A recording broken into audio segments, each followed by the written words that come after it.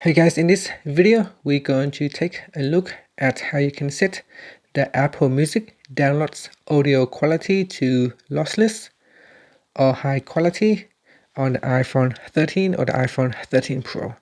First, let's go back to your home screen by swiping up at the bottom of the screen.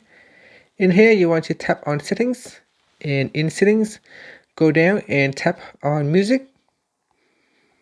Next, go down and tap on Audio Quality, and in Audio Quality setting page, tap on Downloads, and in here you can choose High Quality, Lossless, or High Res Lossless. And you can see here, if I turn off lossless audio, those options will become hidden, so you need to turn on lossless audio, and then from here you can choose Wi-Fi streaming or downloads, and in here you can select high quality or lossless. And that's it. Finally, you can swipe up to go back to your home screen. Thank you for watching this video. Please subscribe to my channel for more videos.